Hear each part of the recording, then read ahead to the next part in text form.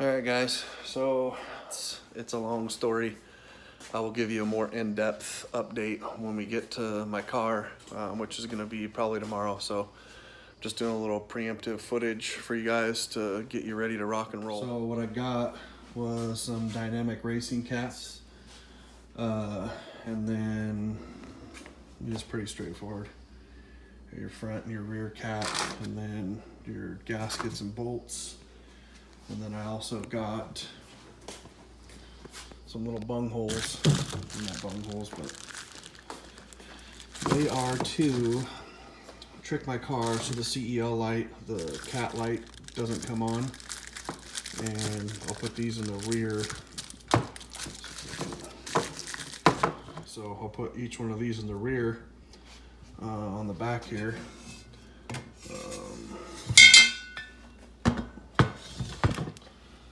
Go in here like this, hopefully it fits. We go in there like that, and it's gonna kind of trick the cat, so I'm probably not gonna put them on completely right now, just because I want to mount them and get them all in there, and then we're gonna put that back outlet inlet on, and I'll show you. Alright guys, so I got the car up, I got the cats out. I had to cut them out. And then back up in there, you can't really see it as the inlet. So I'm gonna cut that out. We should be good. SiriusXM's Classic Rewind.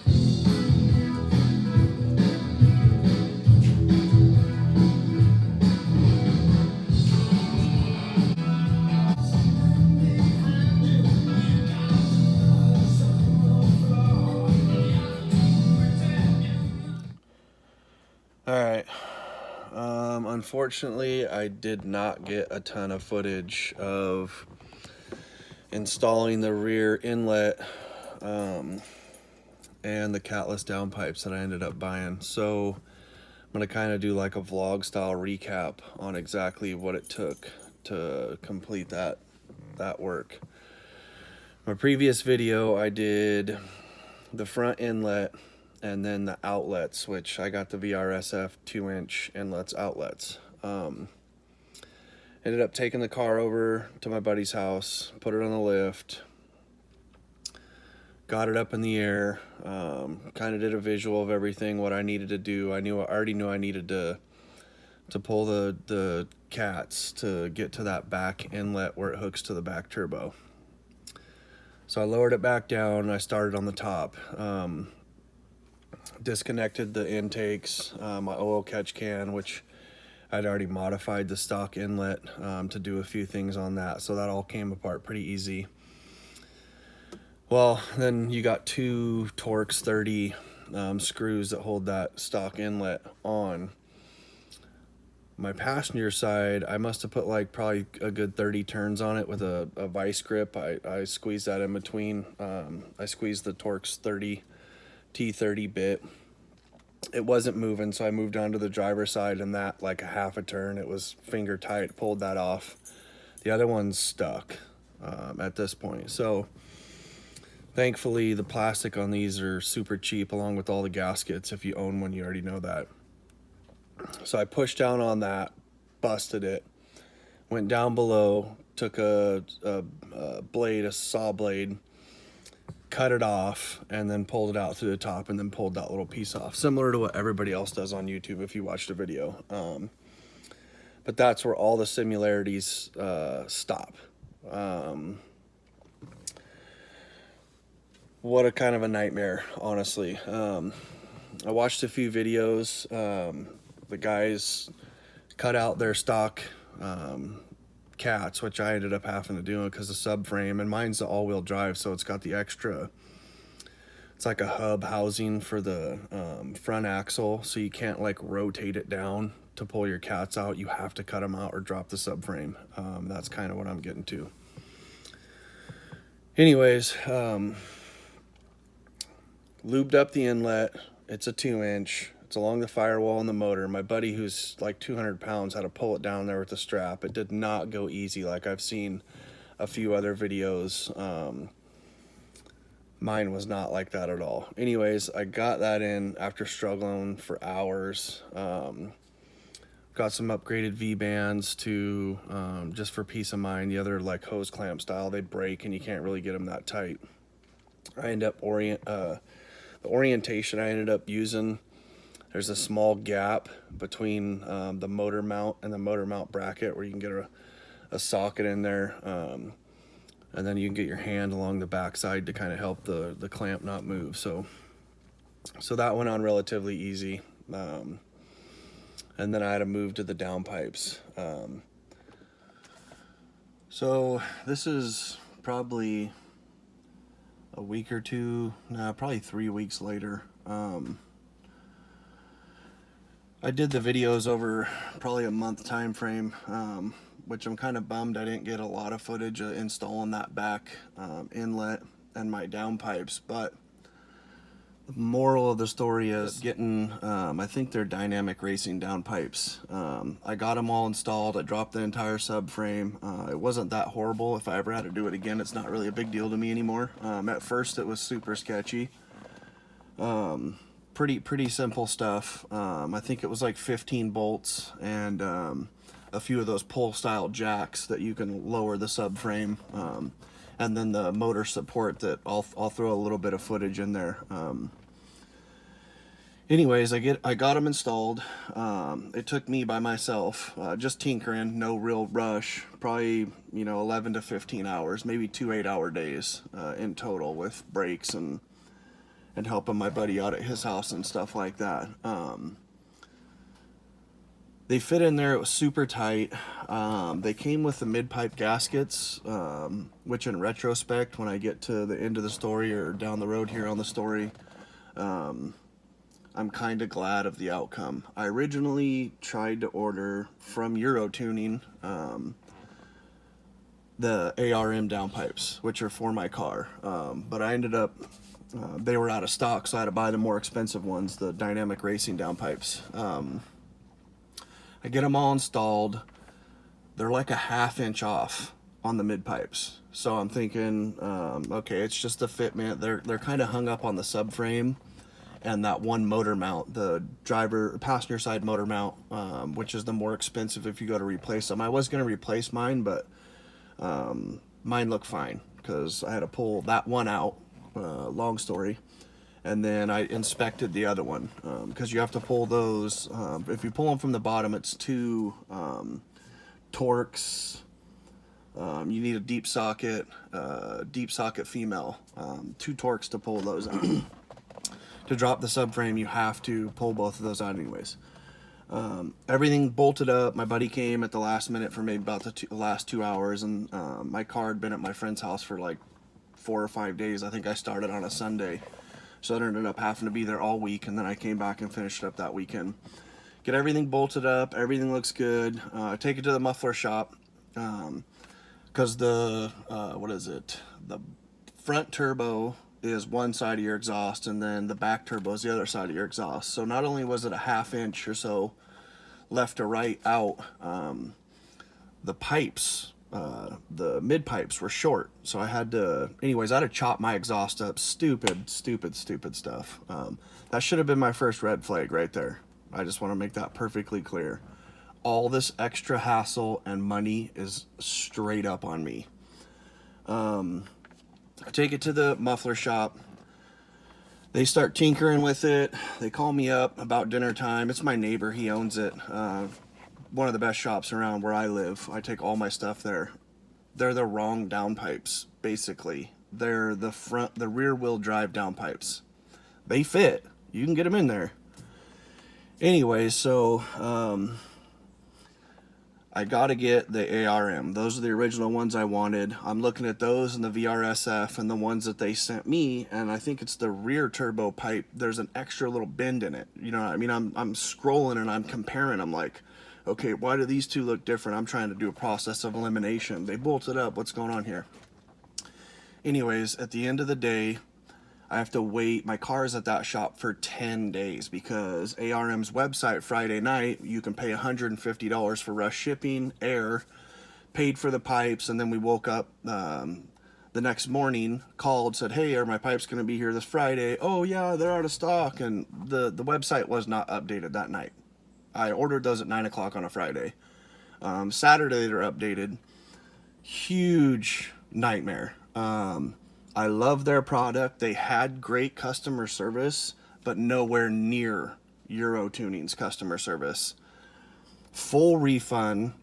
I couldn't even return those other downpipes. We had to cut them. The guy was kind of banging them a little bit with my permission, because at this point I'm like 15 days into this. You know what I mean? I just want my car back. So they're beat up.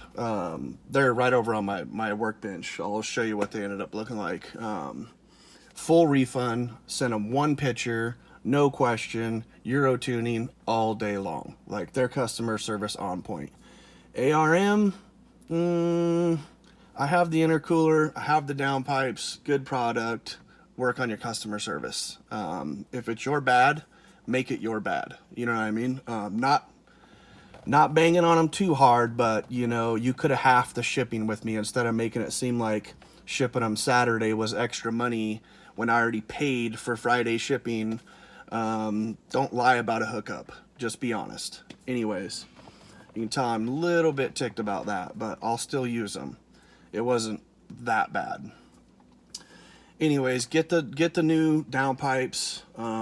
Take them to the shop. My neighbor who's retired, who sold that to his longtime employee, works on my car all night long.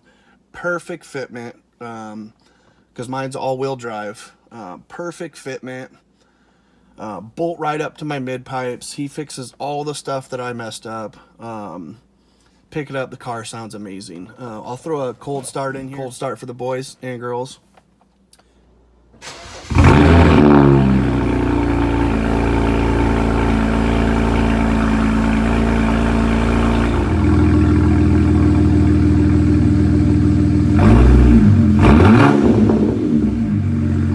Excessive on the cold start in my garage. I left my secondary cats and then straight down pipes in the front, so it wouldn't be too loud, but I have a muffler delete. So if you drive, my car is automatic, so it's got 3 driving modes. It's got sport, and it's got what I consider like grandpa, which you can't even hear it. I mean, it drives like a normal car.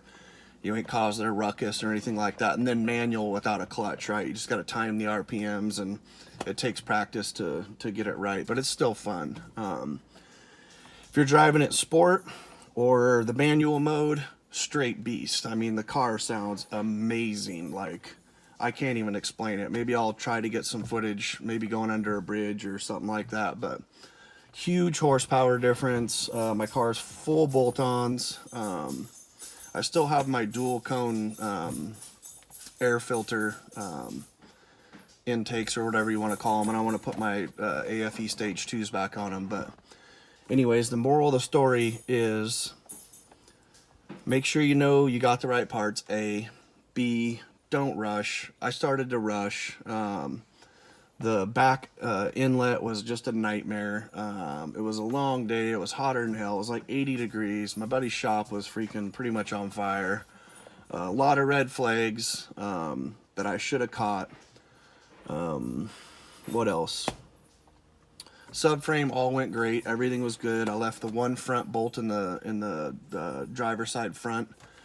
You got 3 on either side. And then when I took it to Les Schwab's to get it aligned, it was freaking like minus 0.01. So it wasn't even, I mean, it was so close. It didn't even really need an alignment. The back was worse, honestly. But anyways, got him installed. He stayed late. Put the new ones on. Perfect fitment. ARM. Good quality. I bought some defowlers at Euro Tuning. This is another good point. They were like 38 bucks a piece. I could have got cheaper ones, but they were all machined and had this little badass logo, although no one's ever going to see them. Anyways, they do not work every time.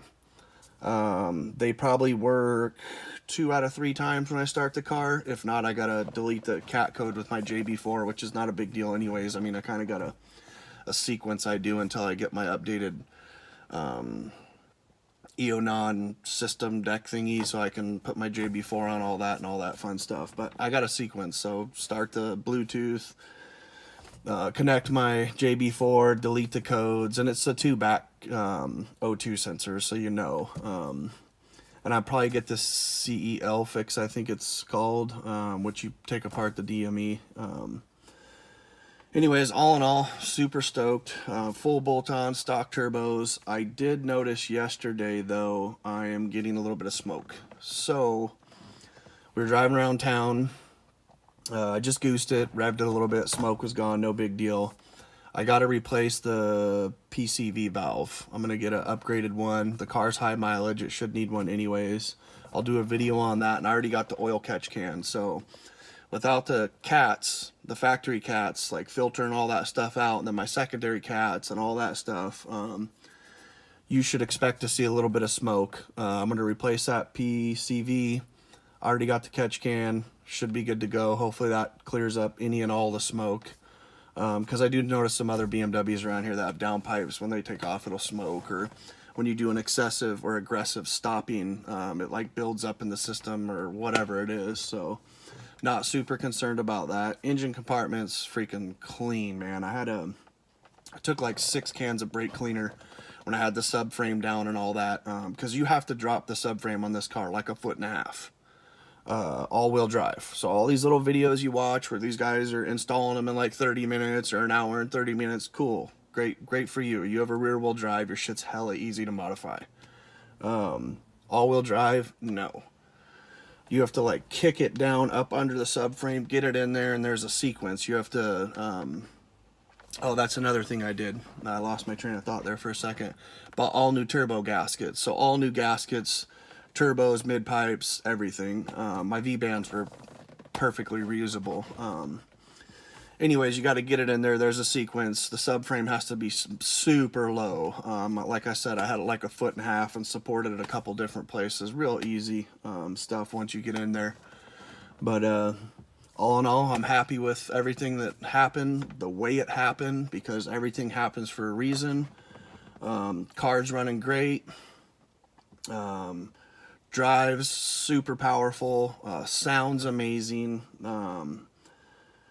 I just wish we had 93 octane. I'll get a little E85 in it maybe and run map 4. I was accidentally on map 4 somehow today. We ran into town real quick and I was ripping on it a little bit, and then I noticed I was on map 4, but I usually run map 1 or map 5. Don't want to get too excessive. I got a few other maintenance things I need to take care of on this car, but clean the whole entire block up.